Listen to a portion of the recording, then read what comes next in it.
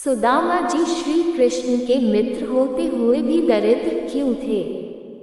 श्री सुदामा जी भगवान श्री कृष्ण के परम मित्र तथा भक्त थे। वे समस्त वेद पुराणों के ज्ञाता और विद्वान ब्राह्मण थे। श्री कृष्ण से उनकी मित्रता ऋषि संदीपनी के गुरुकुल में हुई। सुदामा जी अपना जीवन यापन ब्राह्मण रीति के अनुसार भिक्षा मान कर करते थे। वे एक निर्धन ब्राह्मण थे तथा भिक्षा के द्वारा कभी उनके परिवार, पत्नी तथा बच्चे का पेट भरता तो कभी भूखे ही सोना पड़ता था। परंतु फिर भी सुदामा इतने में ही संतुष्ट रहते और हरि भजन करते रहते। बाद में वे अपनी पत्नी के कहने पर सहायता के लिए द्वारिकाधीश श्री कृष्ण के पास गए, परंतु संकोचवश उन्होंने अपने मुख से श्री कृष्ण से कुछ नहीं मांगा। परंतु श्री कृष्ण तो अंतर्यामी हैं, उन्होंने भी सुदामा को खाली हाथ ही विदा कर दिया। जब सुदामा जी अपने नगर पहुँचे तो उन्होंने पाया कि उनकी टूटी फूटी झोपड़ी के स्थान पर सुंदर महल बना हुआ है तथा उनकी पत्नी और बच्चे सुंदर सजे धजे वस्त्रों में सुशोभित हो रहे हैं। इस प्रकार श्री कृष्ण ने सुदामा जी की निर्धनता का हरण किया। सुदामा को गरीबी क्यों मिली? अगर आध्यात्मिक दृष्टिकोण से देखा जाए तो सुदामा जी बहुत धनवान थे। जितना धन उनके पास था किसी के पास नहीं था। लेकिन अगर भौतिक दृष्टि से देखा जाए तो सुदामा जी बहुत निर्धन थे। आखिर क्यों? एक ब्राह्मणी थी जो बहुत गरीब निर्धन थी, भिक्षा मांग कर जीवन यापन करती थी। एक समय ऐसा आया कि 5 दिन तक उसे भिक्षा नहीं मिली। वह प्रतिदिन पानी पीकर भगवान का नाम लेकर सो जाती थी। 6वें दिन उसे भिक्षा में 2 मुट्ठी चना मिले। कुटिया पे पहुँचते पहुँचते रात हो गई। ब्राह्मणी ने सोचा अब ये चने रात में नहीं खाऊंगी, प्रातःकाल वासुदेव को भोग लगाकर तब खाऊंगी। ये सोचकर ब्राह्मणी चनों को कपड़े में बांध कर रख दिया और वासुदेव का नाम जपते जपते सो गई। देखिए समय का खेल। कहते हैं पुरुष बलि नहीं होत है, समय होत बलवान। ब्राह्मणी के सोने के बाद कुछ चोर चोरी करने के लिए उसकी कुटिया में आ गए।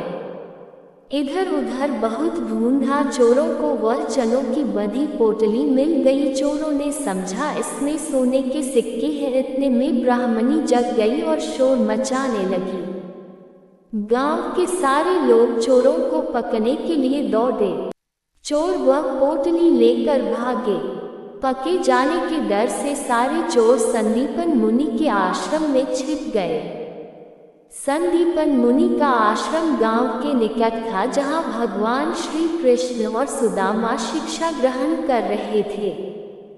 गुरु माता को लगा कि कोई आश्रम के अंदर आया है। गुरु माता देखने के लिए आगे बढ़ी। चोर समझ गए कोई आ रहा है। चोर डर गए और आश्रम से भागे।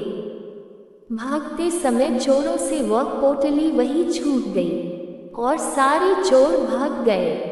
इधर भूख से व्याकुल ब्राह्मणी ने जब जाना कि उसकी चने की पुटकी चोर उठा ले गए तो ब्राह्मणी ने श्राप दे दिया कि मुझ दीनहीन असह यह कि जो भी चने खाएगा वह दरिद्र हो जाएगा। उधर प्रातःकाल गुरु माता आश्रम में झाड़ू लगाने लगी। झाड़ू लगाते समय गुरु माता को वही चने की पोटली मिली। गुरु माता ने पुटकी खोल के देखी तो उसमें चने थे। सुदामा जी और कृष्ण भगवान जंगल से लकड़ी लाने जा रहे थे।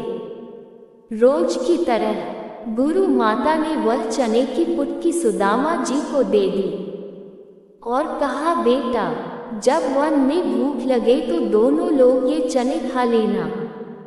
सुदामा जी जन्मजात ब्रह्मज्ञानी थे। ज्यों ही चने की पुटकी सुदामा जी ने हाथ में लिया त्यों ही उन्हें सारा रहस्य मालूम हो गया।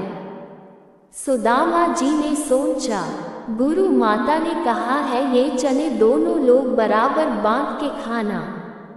लेकिन ये चने अगर मैंने त्रिभुवनपति श्री कृष्ण को खिला दिए तो सारी सृष्टि दरिद्र हो जाएगी। नहीं नहीं, मैं ऐसा नहीं करूँगा। मेरे जीवित रहते मेरे प्रभु दरिद्र हो जाए, मैं ऐसा कदापि नहीं करूँगा। मैं ये चने स्वयं खा जाऊँगा, लेकिन कृष्ण को नहीं खाने दूँगा। और सुदामा जी ने सारे चने खुद खा लिए। दरिद्रता का श्राप सुदामा जी ने स्वयं ले लिया चने खाकर, लेकिन अपने मित्र श्री कृष्ण को एक भी दाना चना नहीं दिया। कथा कैसी लगी कमेंट करके अवश्य बताएं। ऐसी ही अन्य नई कथाओं के लिए चैनल को सब्सक्राइब अवश्य करें। धन्यवाद। राधे राधे।